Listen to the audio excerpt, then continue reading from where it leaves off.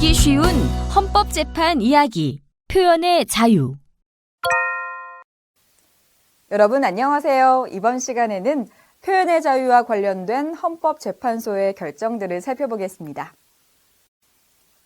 헌법 제21조는 언론, 출판, 집회, 결사의 자유를 보장하고 있는데 이를 흔히 표현의 자유라고 합니다.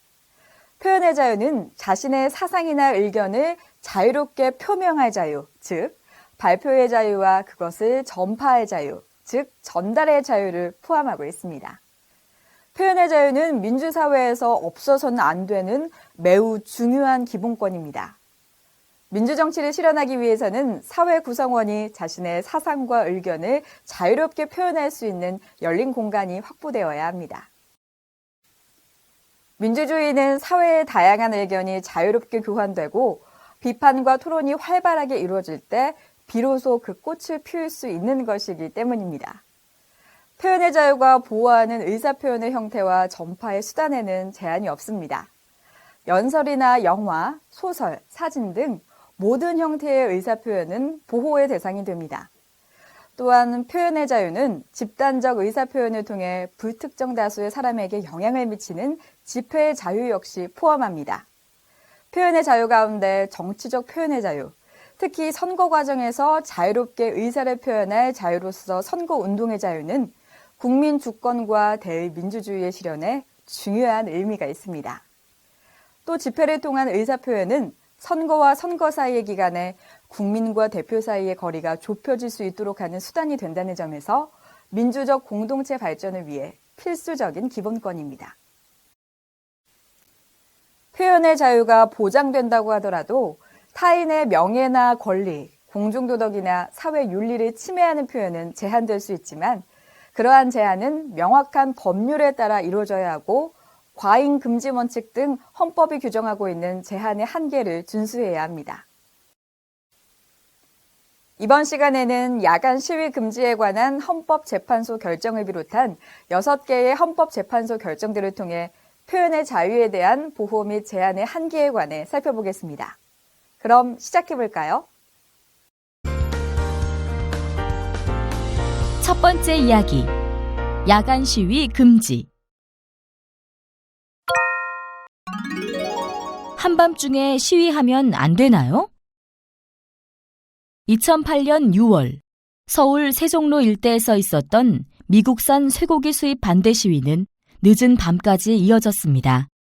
이 시위에 참여하던 A씨는 밤 10시경 집회 및 시위에 관한 법률을 위반하였다는 이유로 현행 범인으로 체포되었고 이후 기소되어 형사재판을 받게 되었습니다. A씨가 체포 기소된 이유는 야간에 시위를 금지하고 이를 위반하면 처벌하는 법률 조항 때문이었습니다. A씨는 아무리 질서 유지가 중요하다고 해도 조명이 밝은 도심 한복판에서 밤 10시 정도면 위험한 심야 시간도 아닌데 야간의 시위를 전면적으로 금지하고 있는 것은 지나치다고 생각하였습니다. 과연 이와 같은 야간 시위 금지 조항은 헌법에 위반되는 것일까요? 시위란 다수인이 공동의 목적을 가지고 도로 등 공공장소를 행진하거나 위력 또는 기세를 보여 불특정한 여러 사람의 의견에 영향을 주거나 제압을 가하는 행위를 말합니다. 시위는 집단적 의사표현의 하나이므로 집회의 자유에 의하여 보호됩니다. 해가 뜨기 전이나 해가 진 후의 시위를 전면 금지하는 야간 시위 금지 조항은 집단적 의사표현에 대한 시간적 제약으로서 집회의 자유를 제한하는 것입니다. 야간은 시민들의 평온이 강하게 요청되는 시간이므로 시민들의 주거 및 사생활의 평온을 보호하고 사회 질서를 유지하기 위해 다수인의 집단적 행동을 수반하는 시위를 규제할 필요성이 있습니다. 그런데 야간의 시위를 전면적으로 금지하게 되면 낮 시간에 직장에서 일하는 직장인이나 학교에서 공부해야 하는 학생의 경우 평일에는 사실상 시위에 참가할 수 없게 됩니다. 하루 일과를 마치고 퇴근하거나 하교할 시간이면 날이 어두워지기 때문입니다. 이것은 집회의 자유를 실질적으로 박탈하는 결과를 초래합니다. 또한 도시화, 산업화가 진행된 현대 사회에서는 해가 진 후라고 해도 일정한 시간 동안에는 낮 시간 동안 하던 활동이 계속되는 것이 일반적입니다. 특히 도심지의 경우 심야에 이르기까지 주변의 조명이 충분하여 일상생활에 지장이 없습니다. 그럼에도 불구하고 해가 뜨기 전이나 해가 진 후라는 광범위한 시간대의 시위를 전면적으로 금지하는 것은 집회의 자유를 지나치게 침해하는 것입니다. 따라서 야간 시위 금지 조항은 이미 일상생활이 보편화된 야간의 범위에 속하는 해가 진 후부터 같은 날 24시까지의 시위에 적용하는 한 집회의 자유를 침해하여 헌법에 위반됩니다. 두 번째 이야기. 교복 입은 성인 음란물 공유 금지. 교복 입은 성인 야동. 공유하면 안 되나요? A씨는 흔히 야동이라고 부르는 음란물을 보는 것이 취미입니다. A씨는 교복을 입은 성인 여성이 등장하는 야동을 입수하고 인터넷 파일 공유 사이트에 업로드하였습니다. 얼마 후 A씨는 아동 청소년 이용 음란물을 배포했다는 이유로 기소되어 형사재판을 받게 되었습니다. A씨는 자신이 퍼뜨린 동영상에는 아동 청소년이 나오지 않는데도 처벌하는 것은 표현의 자유 침해라고 생각했습니다. A씨에게 적용된 법률 조항은 헌법에 위반되는 것일까요? 범죄와 처벌을 규정하는 법률은 아주 명확하게 규정되어야 하는데 이를 죄형 법정주의의 명확성 원칙이라고 합니다.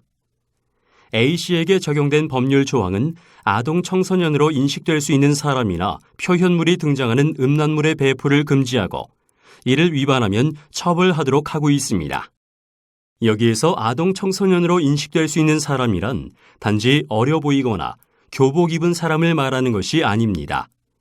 일반인의 입장에서 영상을 통해 주어진 여러 정보를 종합해 보면 실제 아동 청소년으로 오인하기 충분한 사람을 말합니다.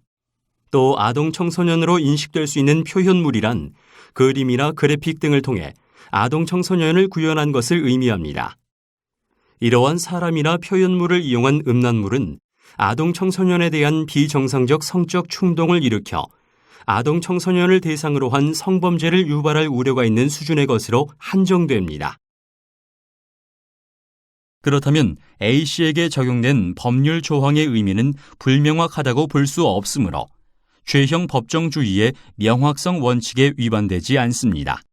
한편 표현의 자유와 관련하여 음란물도 의사 표현의 한 형태이므로 표현의 자유에 의해 보호되는 대상이 될 수는 있습니다. 그러나 실제 아동 청소년이 등장하지 않는 가상의 아동 청소년 이용 음란물의 경우 비록 가상이라고 하더라도 그러한 음란물을 유포하고 접촉하는 행위는 아동 청소년의 성에 대한 왜곡된 인식을 갖게 할 수 있으므로 아동 청소년을 잠재적 성범죄로부터 보호하고 이에 대해 사회적 경고를 하기 위한 규제가 필요합니다. 따라서 가상의 아동 청소년 이용 음란물의 배포를 금지하고 처벌하는 것은 표현의 자유를 침해하지 않아 헌법에 위반되지 않습니다. 세 번째 이야기. 선거 기간 중 인터넷 실명제. 선거 기간에는 인터넷에 글 올릴 때 실명 인증해야 하나요? A씨는 18대 대통령 선거운동 기간 중 평소 즐겨 찾는 비인터넷 신문 홈페이지의 게시판에 특정 후보자에 대한 지지의 글을 올리려고 했으나 실명 확인을 요청하는 표시를 보고 누가 자신을 알아볼까 겁이 나서 글을 올릴 수 없었습니다.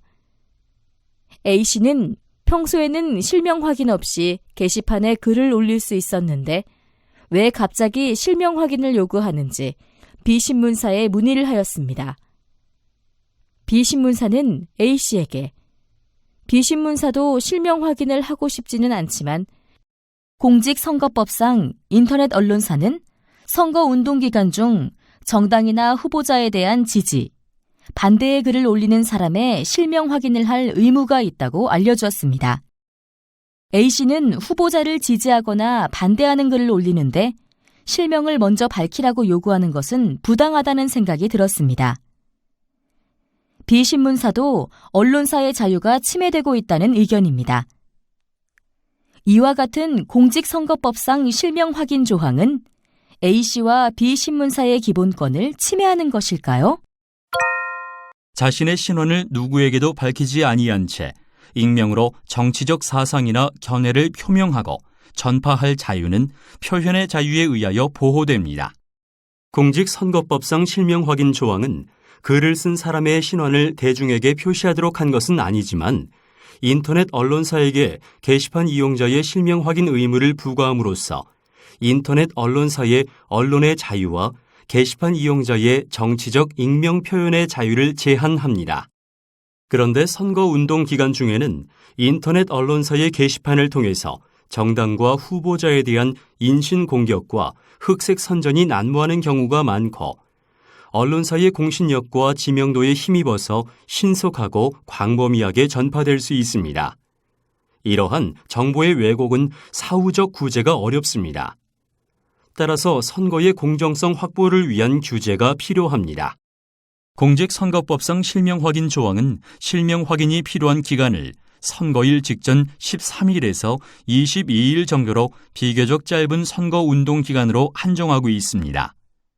이 선거운동 기간은 선거의 공정성이 가장 절실히 요구되는 시기입니다.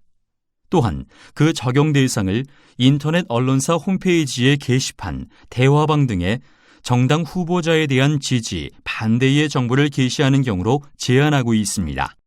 따라서 공직선거법상 실명 확인 조항은 A씨의 정치적 익명 표현의 자유나 B신문사의 언론의 자유를 침해하지 않습니다. 네 번째 이야기. 국가모독행위 처벌. 국가를 모독하는 행위, 처벌해야 하나요?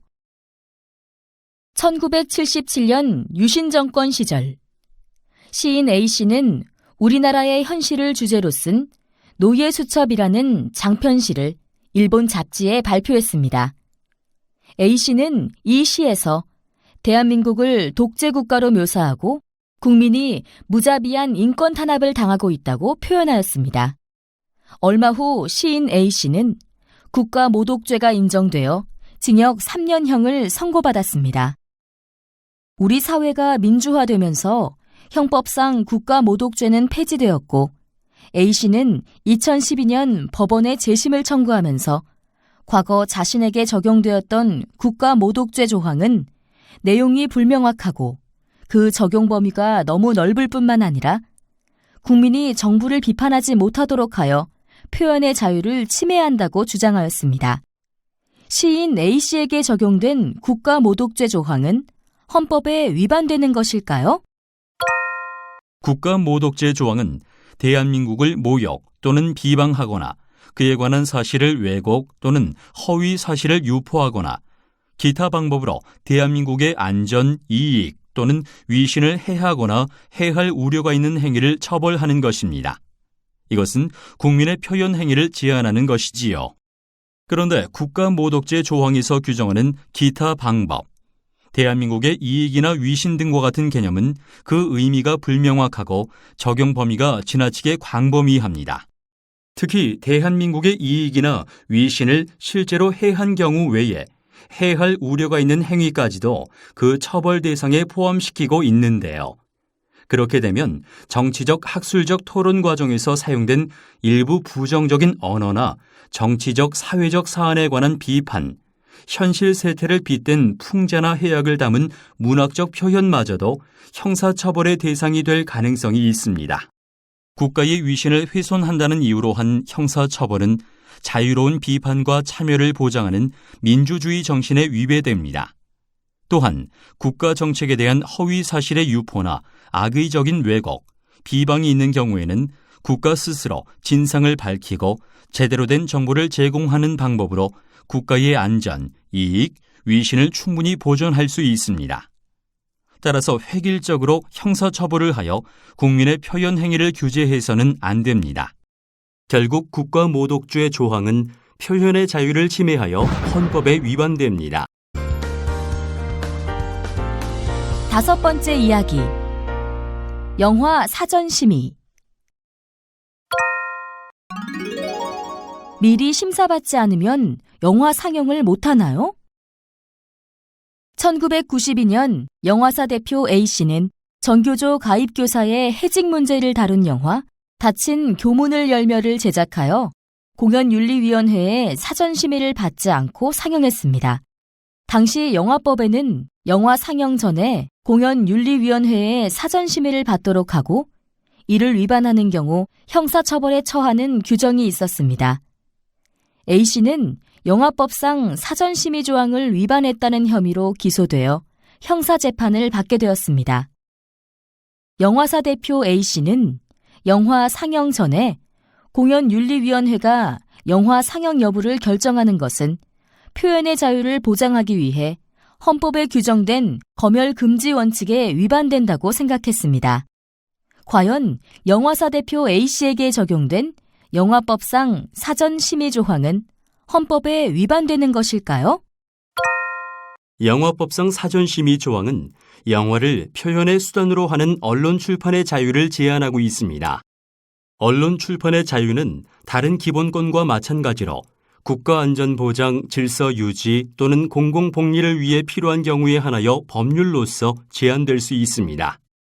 그러나 우리 헌법은 언론 출판의 자유의 중요성을 고려하여 검열을 수단으로 한 제한만큼은 법률로서도 허용되지 않음을 명시하고 있습니다.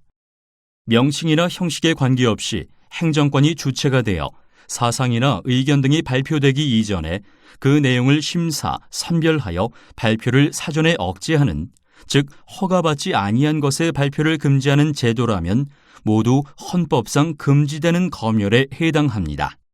이 사건에서 심의기관인 공연윤리위원회는 형식적으로는 민간인으로 구성된 자율적인 기관이지만 그 구성에 행정권이 지속적인 영향을 미칠 수 있으므로 실질적으로 검열기관으로 보아야 합니다. 영화법상 영화 사전심의 제도는 공연윤리위원회가 영화 상영에 앞서 그 내용을 심사하여 심의 기준에 적합하지 않은 영화에 대하여는 상영을 금지할 수 있도록 하고 심의를 받지 않고 영화를 상영할 경우에는 형사처벌까지도 가능하도록 한 것입니다. 이것은 명백히 헌법이 금지한 검열 제도를 채택한 것입니다. 따라서 이 사건에서 문제된 사전심의 조항은 검열 금지 원칙에 위반하여 표현의 자유를 침해한 것으로 헌법에 위반됩니다. 여기서 잠깐! 앞에서 살핀 것처럼 우리 헌법은 언론 출판에 대한 검열을 금지하고 있습니다. 그렇지만 이것은 모든 종류의 사전심사를 금지하는 것은 아닙니다. 예를 들어 전체 관람가, 청소년 관람 불가 등 영화에는 상영 등급이 정해져 있는데요. 이러한 상영 등급도 영화에 대한 사전심사 절차를 거쳐 결정되는 거죠. 영화는 일단 상영되면 파급 효과가 매우 크기 때문에 음란물이나 폭력물로부터 청소년을 보호하기 위해서 영화 상영 전에 심사와 규제를 할 필요성이 있습니다. 영화의 상영으로 인한 실정법 위반의 가능성을 사전에 막고 청소년에 대한 상영이 부적절한 경우 이를 유통 단계에서 효과적으로 관리할 수 있도록 미리 상영 등급을 심사, 결정하는 것 자체는 사전 검열에 해당하지 않습니다. 다만 상영 등급을 심의하는 기관의 구성에 행정권이 지속적인 영향을 미치고 심의기관이 등급 분류를 보류하는 등의 방법으로 실질적으로 영화 상영을 금지할 수 있다면 그러한 사전심사 제도는 검열에 해당해 헌법에 위반됩니다. 6번째 이야기. 인터넷 신문. 5명 이상 의무 고용. 직원이 5명은 넘어야 언론사라고요? A씨는 비인터넷 신문사의 대표입니다.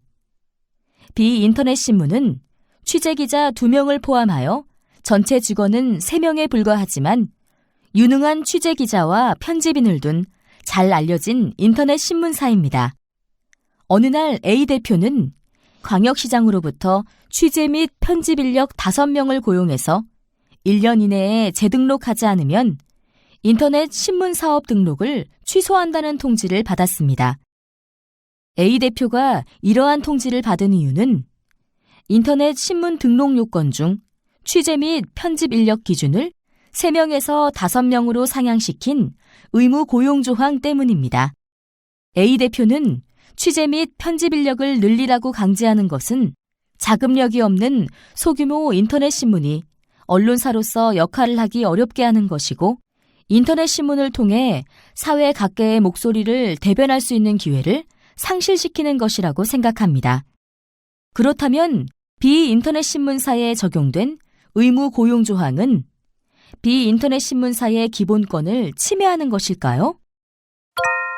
언론의 자유에 의해 보호되는 활동은 정보의 획득에서부터 뉴스와 의견의 전파에 이르기까지 언론의 기능과 본질적으로 관련되는 모든 활동입니다. 인터넷 신문사에 대한 의무 고용 조항은 인터넷 신문의 발행을 제한하는 효과를 가지고 있으므로 언론의 자유를 제한합니다. 의무 고용 조항은 취재 및 편집 역량을 갖춘 인터넷 신문만 등록할 수 있도록 함으로써 부정확한 보도로 인한 폐해를 막고 인터넷 신문의 언론으로서의 신뢰성 및 사회적 책임을 제고하기 위한 것입니다. 그런데 인터넷 신문의 부정확한 보도로 인한 폐해는 신문법이나 언론중재법 등을 통해 충분히 방지할 수 있습니다. 시도지사는 신문법을 위반한 인터넷 신문에 대해 발행 정지를 명하거나 법원에 등록 취소를 청구할 수 있습니다. 또한 언론으로부터 피해를 입은 사람은 언론중재법에 따라 정정보도 청구, 반론보도 청구 등을 할 수 있습니다.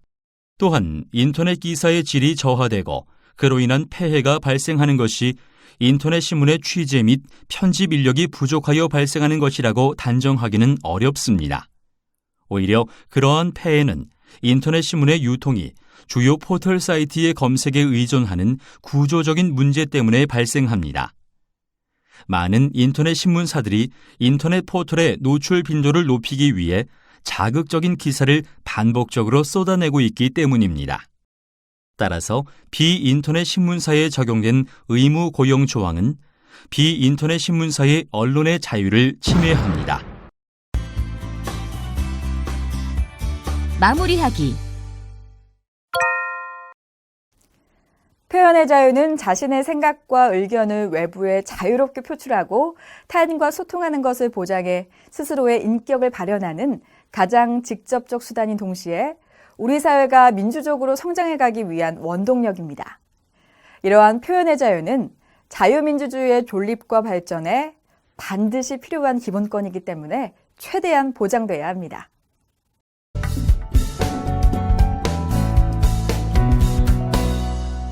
지금까지 표현의 자유에 관한 헌법재판소 결정을 살펴봤습니다. 감사합니다.